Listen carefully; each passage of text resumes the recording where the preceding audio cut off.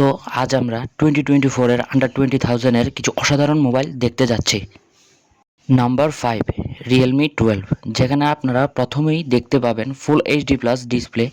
Back সাইডের ডিসপ্লেটা অসাধারণ, যতটুকু সম্ভব ব্যাক কভার লাগিয়ে ব্যবহার করার চেষ্টা করবেন, না হলে নষ্ট হবার বা পুরনো ফিলটা খুব তাড়াতাড়ি আসতে পারে।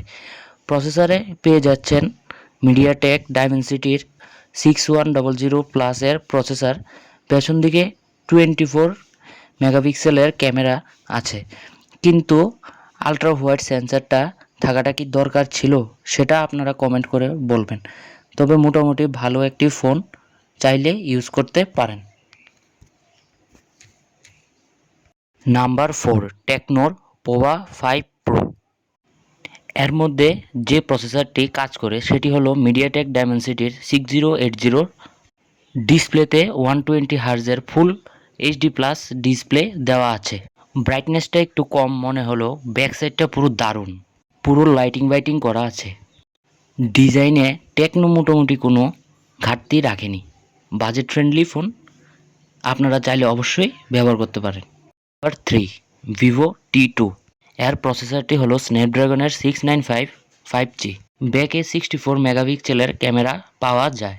ফ্রন্টে 90 হার্জের অ্যামোলেড ডিসপ্লে দেওয়া আছে। ব্রাইটনেসের তেমন কোনো সমস্যা নেই।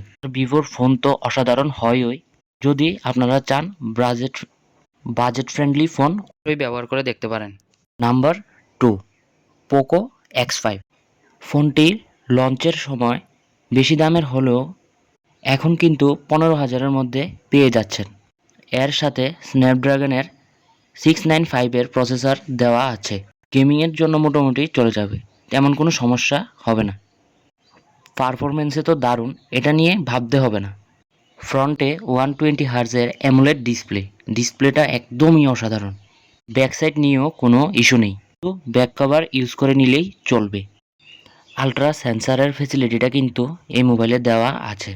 যারা আন্ডার 20,000-এর মধ্যে একটি ভালো ফোন খুঁজছেন, তারা অবশ্যই ব্যবহার করে দেখতে পারেন, তেমন কোনো সমস্যা হবে না। এখন নাম্বার ওয়ানের যে ফোনটার কথা আপনাদের বলছি, সেটা আপনাদের একটি প্রিমিয়াম ফিলও দেবে, সাথে একটি অসাধারণ সম্পূর্ণ নতুন ইউনিক একটি ফোন। স্লিপ লাইটিংটা এই ফোনটিকে আরও অসাধারণ বানিয়েছে। যদিও এটা আইফোনের কোনো কপি নয়, কিন্তু আইফোনের মতো একটি প্রিমিয়াম ফিল আপনাকে দেবে। তো আপনারা বুঝতেই পারছেন আমি কোন ফোনটার কথা বলতে চাচ্ছি।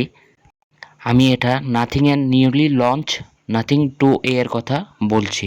32 মেগাপিক্সেলের ফ্রন্ট ক্যামেরা, 50 মেগাপিক্সেলের ডুয়েল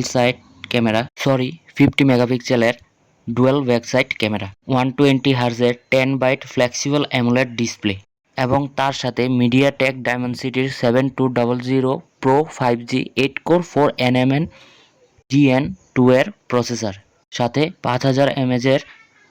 ফোনটি আপনারা 19,000-এর মধ্যে পেয়ে যাচ্ছেন।